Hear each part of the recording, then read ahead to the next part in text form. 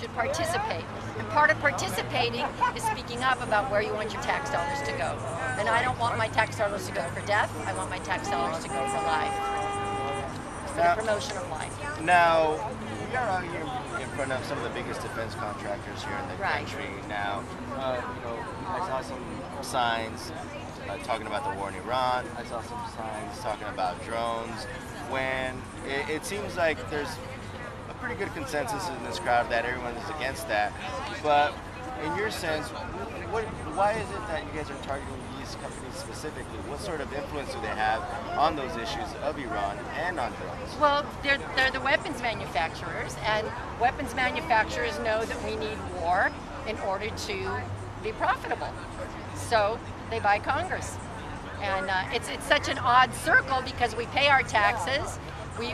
Our taxes end up subsidizing and paying corporations like Boeing and Raytheon, and then they turn around and take that money and bribe Congress to make sure that that cycle keeps going. And I'm object to that. I don't feel like there's a lot people can do except one thing, and that's something I learned from Reverend James Lawson, who was with Martin Luther King in the 60s.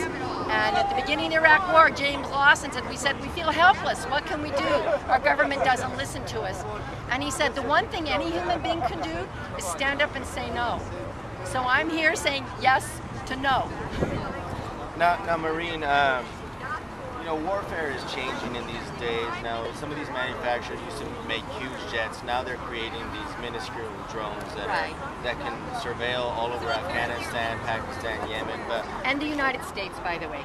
What I heard from someone in Oakland is that the Oakland City Council has just approved the police department's request to replace helicopters with drones.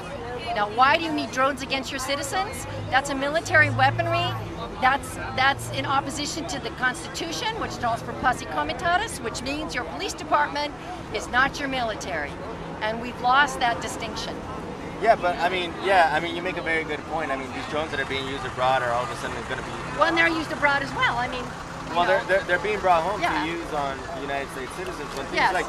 When things like this are happening, I mean, what should regular Americans be concerned about? Because the police or the military will tell you, oh, you have nothing to worry about.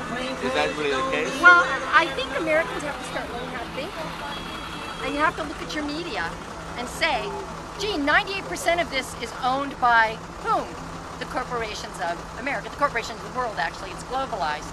And so when you have these interlocking directorates where you have agriculture, war profiteer industries like Boeing, the insurance industries, the pharmaceutical industries, weapons manufacturers, all of these work together. They're all on the same boards. There's only a handful of several hundred people who sit on exactly the same board. I mean, they sit together with the same people on a variety of boards, whether it be pharmaceutical industry or be a media company. So we don't have information. Thomas Jefferson said you must have an informed, participating public to keep a democracy. The lady with the blonde hair over there was filming us earlier. Population, because people have got to start thinking. And now I'm filming her. And they don't think. People don't think. And part of that is we're all on the one major drug in this country, which is known as television. Now, Maureen, just finally, I mean, this is a very targeted action. We're here at Bowen, Raytheon is next door, Northrop Grumman, a lot of defense contractors here in this corridor. But, I want to ask you why you would target such entities at a time when the argument is made by Congress that they are job creators. I mean, they are keeping so many Southern California families employed. They are not job creators. My sister was a teacher for 17 years in Oakland. She has lost her job. Everyone that worked with disabled adults in education programs nationally has lost their jobs. I'm a nurse. I am retired from LA County Public Health Department. Public health is dead, over, finished.